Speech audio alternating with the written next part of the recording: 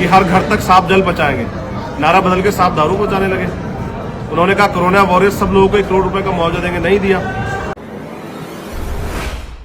आपसे गठबंधन करने के लिए मजबूर होती है तो आपका निर्णय क्या होगा? नहीं, मैं नहीं चाहता कि वो दल जो है वो भी हमारा दल है वो बैकफुट पे जाए, लेकिन उनकी कार्यशैली की वजह से वो लोग बैकफुट पे गए हैं।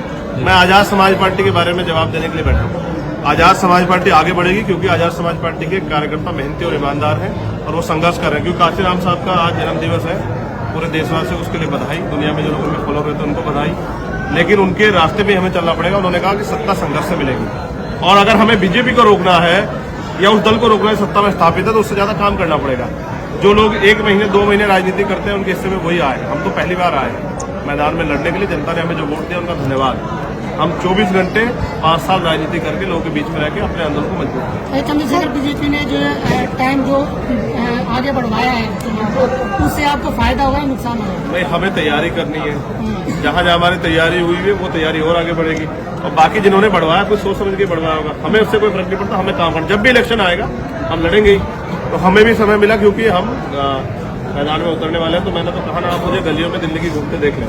पार्टी के क्या उद्देश्य रहेंगे सर? पार्टी के उद्देश्य मैं सब कुछ बता चुका हूँ कि जो समस्या यहाँ की बुनियादी है, जैसे एमसीडी में सबसे बड़ी समस्या है सफाई कर्मचारियों, उसमें हम लोग काम करेंगे। मुख्यमंत्री ने कहा कि हर घर तक साफ जल पहुंचाएंगे। नारा बदल के साफ दारू पहुंचाने लगे। उन्होंने कहा कोरोना वॉरियर्स सब लोगों को 1 करोड़ रुपए का मुआवजा देंगे, नहीं दिया। तो यहाँ जो एमसीडी में जो परेशानियां हैं उनको दूर करने के लिए यहाँ की जो टीम है उन्होंने मेहनत की है। वो चाहते हैं एमसीडी में आजाद समाज पार्टी प्रत्याशी उतरे और जीते और वहाँ की समस्याओं को, चाहे वो सड़क की हो या पानी की हो या बिजली की हो या टैक्स की हो, सब चीजों पे काम करें।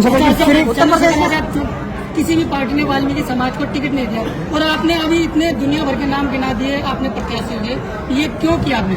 देखिए, मैं समझता हूँ कि जिसकी इतनी संख्या वाली उसकी इतनी हिस्सेदारी। जिनका यहाँ मुख्यमंत्री होना चाहिए था, अगर उनका पार्षद बन रहा तो इसका आपको नाराज नहीं होना चाहिए, खुश होना चाहिए कि जिनकी भागीदारी, जिनके वोट ज्यादा उनको ज्यादा टिकट दिए गए हैं। और मेरा प्रयास रहेगा कि बहुजन समाज के जितने भी लोग जातियां हैं उन सबको टिकट मिले, क्योंकि जिनकी संख्या भी कम है उनको भी हमें आगे बढ़ाना है, उनका भी हाथ पकड़ना है। यही सामाजिक न्याय है। हमारा प्रयास रहेगा कि आने वाले कल में यहाँ मुख्यमंत्री भी शोषित वर्ग का बने, इसलिए हम अपनी जड़ें मजबूत करें।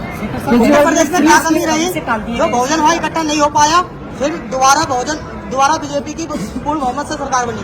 हर व्यक्ति मुख्यमंत्री बनना चाहता है, इसलिए नहीं हो पाया।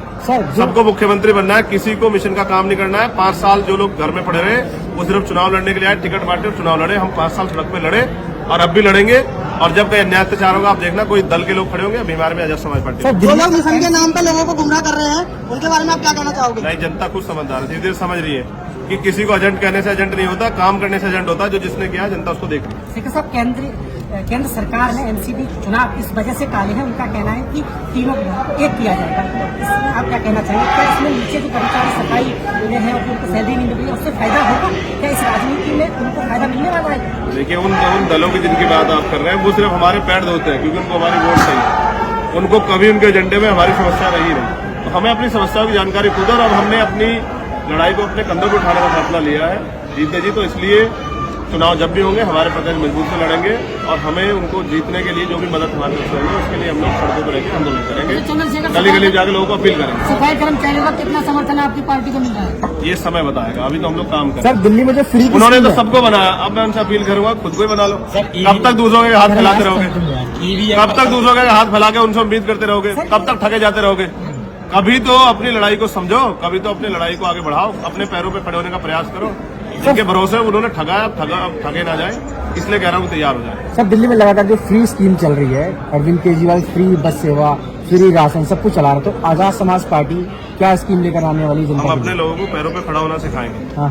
ये जो सरकार फ्री में दे ना, हमने बताया कि रोटी, कपड़ा, मकान, शिक्षा, चिकित्सा, रोजगार, सुरक्षा, ये तो कॉन्स्टिट्यूशन देता है। सरकार क्या दे रही है? पैसा तो हमारा ही ले रही है ना, टैक्स तो दिल्ली के लोग ही दे रहे हैं ना, उसी पैसे तो सब कुछ। लेकिन लोगों के दिमाग में तो बुखार चढ़ा हुआ है, उसको उतारना पड़ेगा ना सर। एक धर्म का बुखार, एक फ्री का बुखार। और फिर ये सरकार फिर, अब मैं कहना नहीं चाहता लेकिन सच ये है कि दिल्ली में सिर्फ शेड्यूल कास्ट बहुजन समाज के लोगों को लूटा गया है, अपना उनका निशान दिखा के। अब वो लूटेंगे नहीं, अब वो अपने पैरों पर खड़े होने का प्रयास कर रहे हैं। सर, ईवीएम पर तमाम पार्टियों ने मतलब आरोप लगाया, आगे क्या आने वाला है? इसलिए मैंने आरोप नहीं लगाया क्योंकि मैं तो बहुत दिन पहले कह चुका कि ईवीएम से वोटों की चोरी हो रही है। लेकिन चुनावी दल जो है ना, मैं इसलिए चुप था।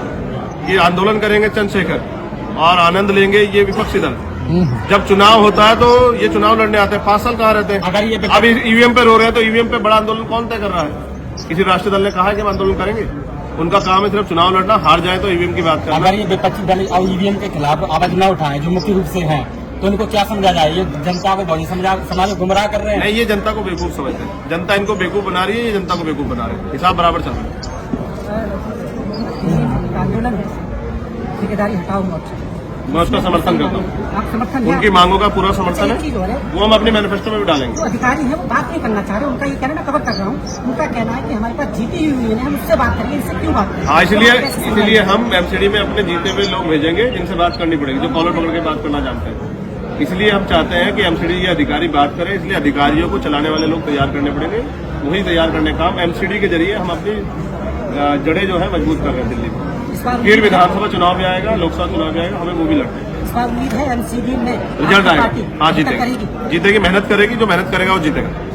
पर ये जो भीड़ है, इसमें सवाल ये था कि ये भीड़ वोट में क्यों तक नहीं हो पाती? आपकी भीड़ अच्छी खासी और आपके प्रति लोगों का भरोसा भी बहुत है। ये भरोसा कहाँ टूटता है आखिर जब वोट का एक ही तो समय चुनाव लड़े हैं, आप तो ऐसे कर रहे हैं जैसे 20 चुनाव हार गए हो।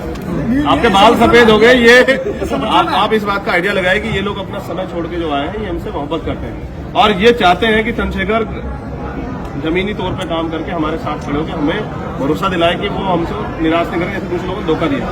तो अब धोखा देने वाले को भरोसे ये लोग नहीं रहेंगे। अब हमारा प्रयास है कि हम काम करें और उनके भरोसे को जीतें। एक चीज होता है, ये दलित कम्युनिटी बहुत बड़ी है और आपको इनको भीड़ नहीं कहना चाहिए, डिवाइड हो ये जाता मालिक है।